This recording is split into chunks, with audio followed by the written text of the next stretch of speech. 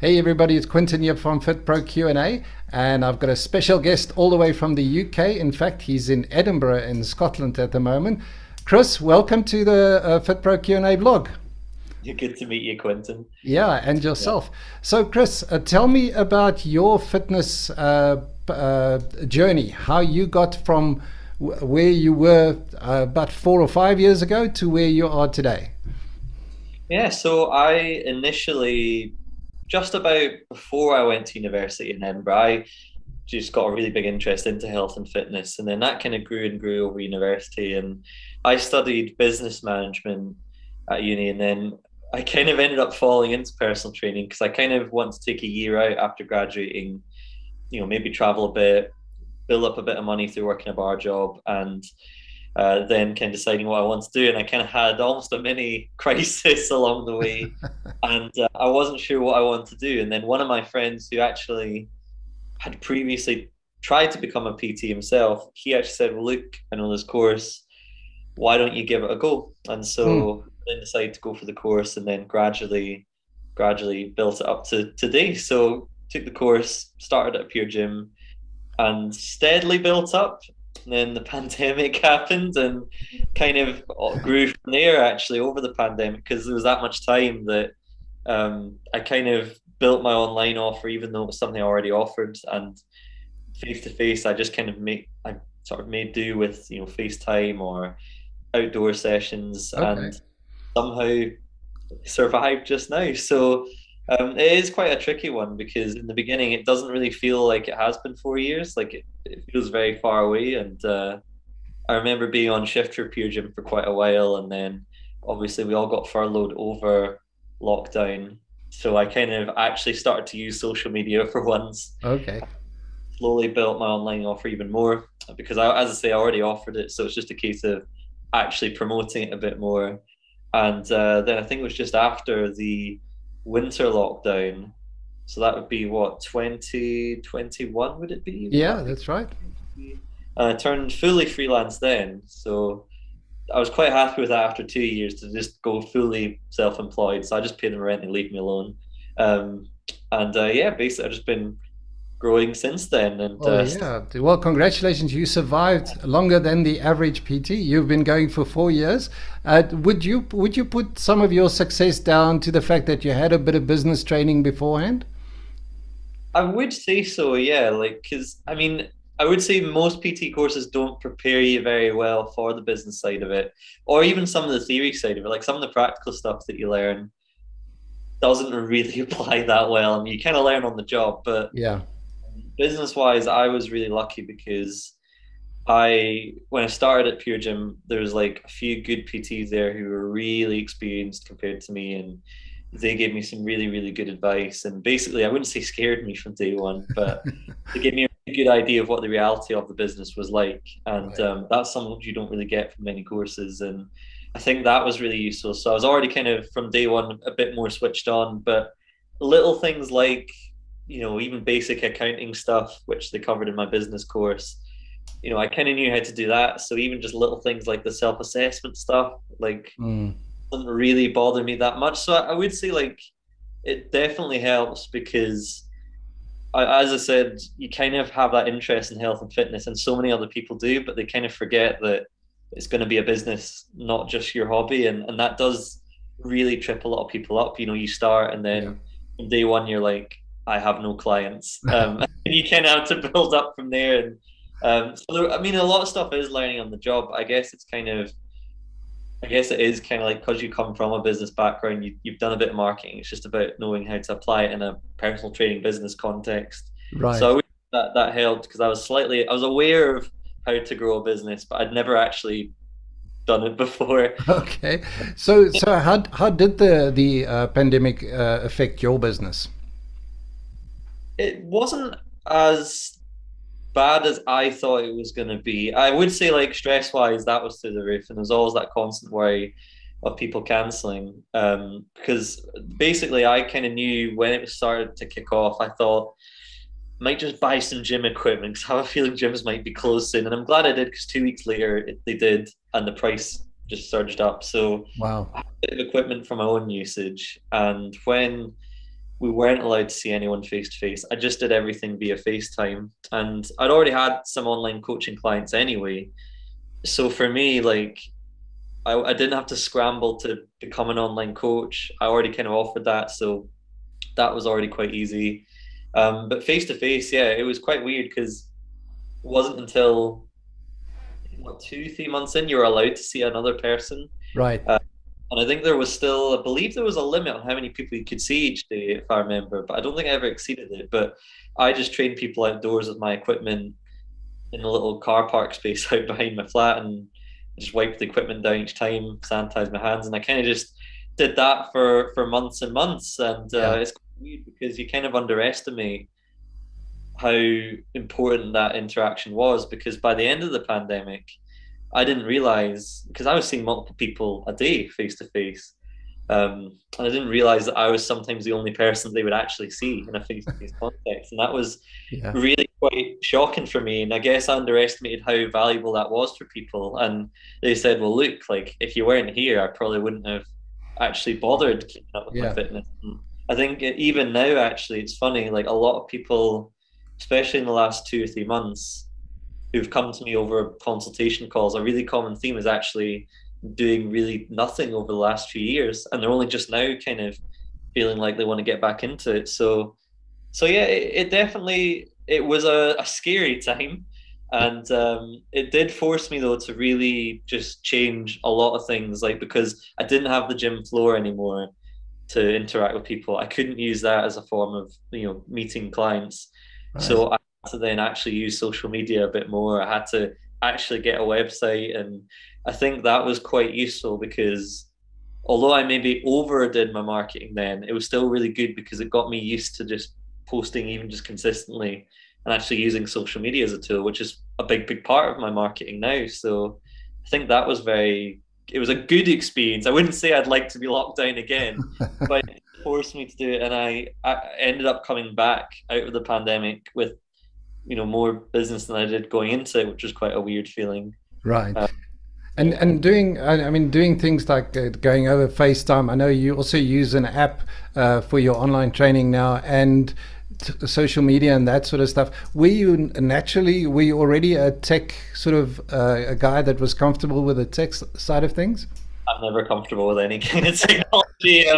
I mean, I guess the good thing is the apps that I do use with clients.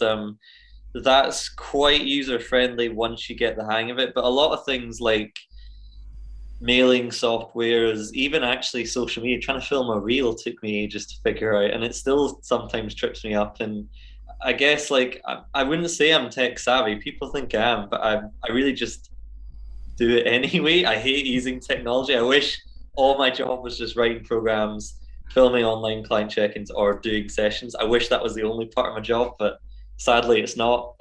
So I guess just trying to find ways to make my life as easy as possible, whether it is a mailing software, an accounting software. I just like to try and even just use the basics of it and not Mm. around with too many details on it. So no, like I wouldn't say I'm tech savvy at all. I just guess I kind of recognize that I kind of have to do it, and I just I wouldn't say get on with it. I grumble a lot as I do it, but I get it done eventually. Right. Okay. And on the training side, so tell me about your niche and your type of training that you do and the type of clients you have.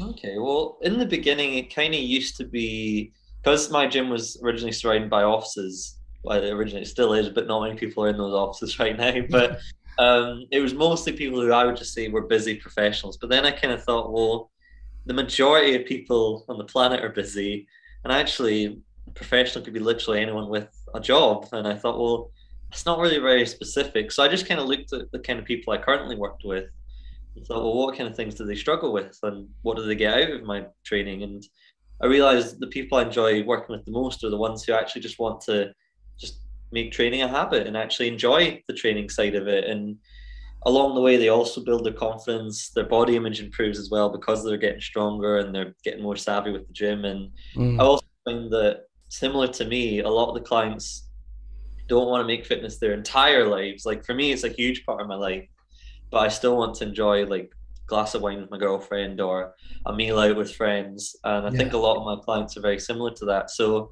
I guess it is just about helping people fit fitness into their lives. They're not trying to get, super shredded. They're maybe wanting to like improve the way their body performs. Like one client ran a marathon the other weekend. That was fantastic. Others Mm. do things maybe out with their comfort zones because they're fitter. But I guess it is just more of a sort of all round just enjoyment of fitness and actually not making it something that they absolutely despise. Yeah, Um, exactly. which is nice because you actually kind of there's no other way for them to do that other than to actually interact with you in chat, and you find that you do build up a really good rapport with all of them, and that's a really rewarding job rather than just chucking some calorie targets at someone and just Right. like reading a graph of what they're doing. Um, Yeah. yeah, it's Okay. good fun actually, and I Yeah. find more those kind of So, people. tell me, the your clients, do they train mainly with you on the app now, or have you still got a lot of clients in person? What is the split between the two that you're doing? Pretty 50-50 to be honest, and I quite like that because like on the one hand, like online coaching is great because yes, it is technically more flexible. But as we spoke about, I didn't really want a desk job before. So I kind Yeah. of that right balance of, having something which isn't as draining as like 40 sessions a week to deliver, but it's something which again, like if you get the right people, you have a good rapport with them, it's great fun. But I also really like face to face as well. I like that Mm, interaction mm, too. And I feel like both kind of coincide with each other in a way. I mean, people who train face to face with me, they still get access to the app, they still get right. program, nutritional guidance, support from me. And I guess that's what made it easy to branch into online coaching because I already offered those things. The only difference was around the session they got a check-in video. So I'd say like they all have access to the app, so they can all be bothered by workout videos of me along the way. But yeah, like it's pretty much equal usage. The only real difference is some people are physically in person with me, and others Yeah. get a video. Did you find any resistance from your in-person clients to use the app? People saying they don't like the app. They want to just have your personal attention. Not too much. I mean, I guess I used apps very, very on in my career. I think it was only maybe two or three clients I had before I actually started using an app because I was like, well, I can't just send them an Excel sheet. I need to give them something a bit easier to use. In terms of online coaching, like it's not for everyone. So as an example, like some people generally really just enjoy that face-to-face interaction, and so do Mm, I. And if they do, that's great because I think, of well, that's course. great. You're a great fit for my face-to-face programs. Right. But there are some, like even some online clients, like some who I've had for a while, one or two just say, "Is it okay if I maybe, you know, you can give me a PDF of my program and I can write it in a logbook or something?" Because maybe they just prefer a good old-fashioned pen and paper, and that's actually okay too because I can still see what they're doing. Like, sure they fill in some check-in sheets on the app, but on the whole, like, there's not been too much resistance. I guess because physically if you're carrying like a water bottle in the gym and your phone, having it on your phone just it's just less stuff. Especially if you're like me, Right. you have wrist straps to carry or chalk to carry as well.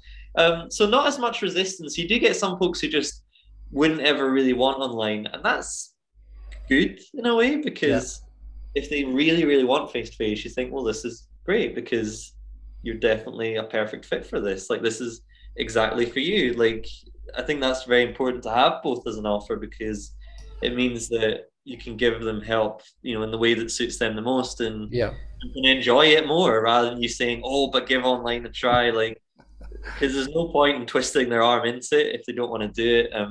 Some people get lots out of online. Some even do hybrid like sort of models where they do one session a month with me. That's also cool too. It is really just about the person and what they feel they need the most out of. Mm, Some mm, people don't need that face-to-face interaction. They just need that accountability and someone to right. analyze each week. Other folks just want to have a chat and enjoy the session, and that's Absolutely. So you've obviously got some EQ there, where interacting with clients, you got to how to work with people. Is that part of your strategy in terms of retaining people? Do you find you successful in having retention? yeah, I'd say it's pretty good. It's funny because it's something that I know is always really good, but it's not something I've ever really thought of. Like I guess because I don't really do like 3 months upfront charges, or I don't make people sign like a 6 month contract or something like that. So for me, I just keep it rolling and say, look, just give me a month's notice for when you want to Yeah, stop. And doing, nobody hates it so much that they stop within a month. So that's usually good. that's Um, good. there's not been many scenarios I can think of where someone's not gone past a first month, but it's also in general, like if they're enjoying the service, you shouldn't need to make them pay 3 months up front or something. Like I Of guess course. that's Yeah. the way I do it. And I also just have a referral scheme as well. And usually I guess that's a good incentive as well, because if they're referring folks to you, you think, well, they must enjoy it enough that other people aren't. I think that's quite nice because you don't really think about constantly sending out emails to a mailing list or content stuff. You, at your bare bones, you could actually literally just do your whole job and just get Yeah. referrals. Yeah, Um, absolutely. And is so, that your main way of finding new clients and growing your business is through referrals? do you know?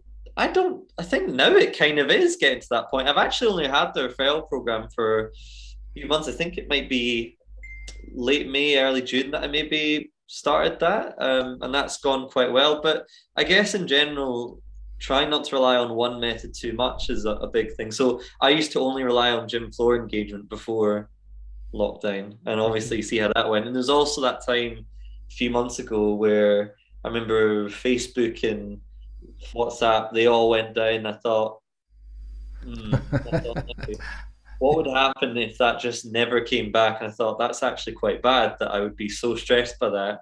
So Mm. I like to kind of have different things. My website's a really good one. I've obviously got the mailing list. I've got gym flow interaction, referrals, and just content. So there is quite a Yeah. lot of different things, and I think it's quite good to have just loads of different things in place. I've recently started to run some ads here and there, and Okay. that's good. So I guess it's about just not throwing all your eggs into one basket and just being careful that at any time one of those things could just disappear. And I think that's something you've got to be really aware of actually. Yeah, yeah.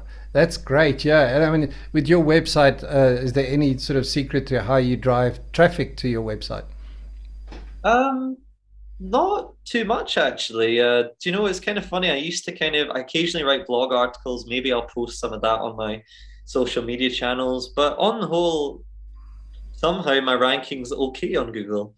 Don't know how. I've never intentionally done anything to do it. I don't Yeah. run Google ads, but it seems to come up quite early on. And there was like another thing recently. There was a website. It was like Institute of Personal Trainers, where it had a list of PTs, and I was on that list, and that seems to have Okay. drawn traffic too, which was really good. Yeah, like I mean, you That's type in your personal trainer, and that's one of the first sites that come up. So a lot of clients have come to me through that, and yeah. I don't know why I'm on this site, but I'm happy about it. So Of course. that's Yeah. a lot of free advertising, basically. Right. So So it's yeah, I'd it's like to letting ask you if somebody was watching this, why should they come to your classes or your online classes? Why should somebody train with you specifically? I guess it's because I actually like to just listen to what they're going through. I mean, I guess it can depend on what you're sort of looking for. I mean, if someone just wants literally just a program and to be left alone, that's cool, but it's probably not going to help them. Like, I would say I really enjoy getting to know clients, getting to know even their struggles and actually listening to them. And I think that's one thing because in the past, like, I used to try and solve every problem that came my way, and I used to get worried if a client was struggling. But now I just actually just sit back and listen to what they're saying. And Mm, you have to have that kind of patience, and you have to also help them accept that it's maybe not going to be totally linear, your progress. And I find that I guess I just enjoy working with people so much, and I enjoy personalizing it to folks. And I think as well because it's funny because everyone likes to say you walk the walk, and I feel like these days that's just a byword for getting shredded and taking some time. But for me, I like to have fitness as part of my lifestyle, but also have a bit of balance, like going for a glass of wine with my girlfriend, meals out with friends. And I mm, guess because like the people I like to work with are similar to that, you right. kind of have someone who already knows what it's like to do that as well. So I guess it's also just because I like working with like-minded people. I mean, not everyone will be a great fit for me. Like some folks want to have a crazy low-calorie diet or have someone who shouts at them, and that's maybe not me. But other folks just want someone they can chat to and someone who's actually, listening to them and actually wants to dig a bit deeper maybe into some of the Yeah. things. And I guess that's something that I really pride myself on, that people can feel comfortable to do that with me, rather than sort of thinking, oh, like I can't log this because I'll be embarrassed. I don't want people to ever feel embarrassed for missing a workout or Yeah. eating really shouldn't. I guess that's maybe one thing I do pride myself on, is just being compassionate and having that open conversation with folks, which is, Mm.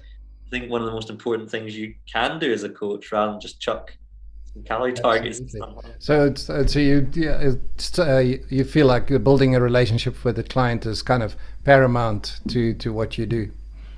I would say so, yeah. I mean, that being said, there's some folks who you can literally just give them a program, touch base them each week, and they just go off and do it, and that's fantastic as well. Mm.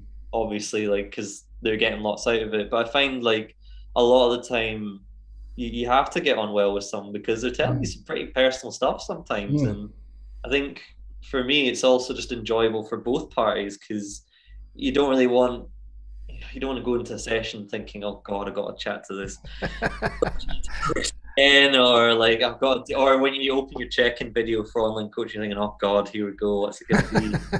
And you want it to be a nice experience even during the trickier times. And I think that's something important. Like, I don't think I've ever started working with someone and just terminated things, but there have been some consultation calls where I thought, you know what, I just don't think this is going to work. Yeah.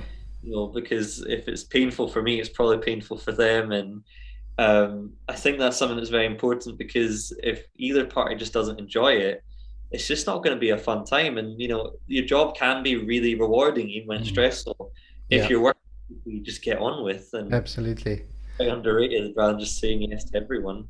Yeah, Chris, it's been great chatting to you, I really admire the way I think one of your biggest things for your success is your consistency and keeping at it and doing the things that you love and the things that you don't like so much, but you keep at it and just don't quit. So well done on a business. If somebody wants to get hold of you, where can they get hold of your website, your social media, all of those sort of things? Literally everywhere these days. I'm everywhere now. All my friends are tired of seeing me either online or in an ad. But well, website wise, you would just have to type in Chris Anderson, personal trainer, and I think that's oddly enough, the only personal trainer with that same name, which shocks me a lot. And then on Instagram, it would be chris.ca personal training, and LinkedIn, you can just find me under Chris Anderson, and that should be pretty much everywhere I've dug my claws into just now. Okay. All right, Chris, it's been great chatting to you. Thank you so much for your time and sharing all of your wisdom with us. And good luck for your business going forward. Thank you very much. It was lovely chatting to you. All right.